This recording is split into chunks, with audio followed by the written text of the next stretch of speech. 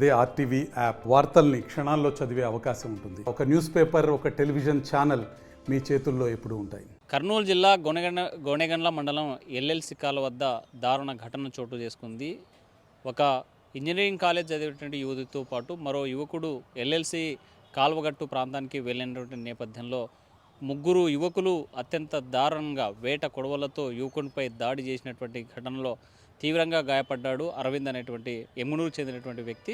మరి ఆ ఘటన జరుగుతున్నటువంటి నేపథ్యంలో అక్కడ ఉన్నటువంటి యువతి పరారైనట్టు మనకు తెలుస్తుంది. అయితే దాడి జరుగుతున్నటువంటి నేపథ్యంలో వేట కొడవలతో దాడి చేస్తున్న తరుణంలో అక్కడ ఉన్నటువంటి అరవింద్ అనేటువంటి యువకుడు పెద్ద పెద్ద కేకులు వేయడం, కాపాడినట్టు అరుపులు విన్న ఆ పక్కనే పంట పొలాల్లో పనిచేసే వారంతా కూడా ఒక్కసారిగా ఆ ప్రాంతానికి చేరుకుని వాళ్ళని తరిమేశారు. అక్కడ నుంచి జనం వస్తున్నటువంటి నేపథ్యంలో పరారైనటువంటి ఘటన వెలుగులోకి వచ్చింది. అరవింద్ అనేటువంటి యువకుడికి తీవ్రమైనటువంటి గాయాలు కావడంతో స్థానికంగా ఉన్నటువంటి గోనెగండ్ల ఆసుపత్రిలో ప్రాథమిక చికిత్స అందించిన తర్వాత కర్నూలు ప్రభుత్వ ఆసుపత్రికి తరలించారు.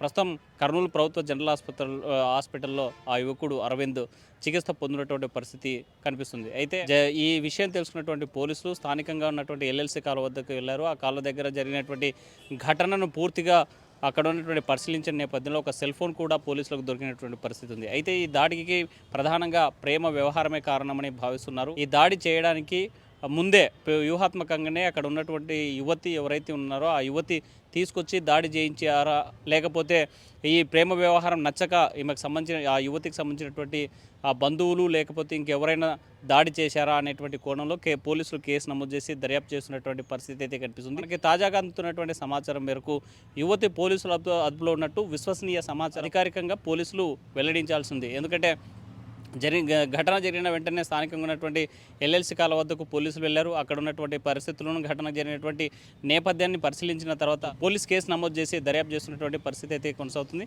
ఏదేమైనా ప్రేమ పేరుతో జరిగినటువంటి వ్యవహారమా, లేకపోతే ప్రేమించడమే నచ్చక యువకుడి మీద ఈ ప్రేమించినటువంటి యువకుడి మీద తన బంధువులు దాడి చేశారా అనేటువంటిది తేల్చాల్సింది. లేకపోతే దీని వెనుక వ్యూహాత్మకంగానే కావాలనేటువంటి ఉద్దేశంతోనే ఆ యువతి ఎల్ఎల్సి ప్రాంతానికి తీసుకొచ్చిన తర్వాత తనకు సంబంధించిన ఆ యువకులకి ఫోన్ చేసి పిలిపించిందా అనేటువంటి కోణంలో పోలీసులు అయితే కేసు నమోదు చేసి దర్యాప్తు చేసేటువంటి పరిస్థితి అయితే స్పష్టంగా కనిపిస్తుంది.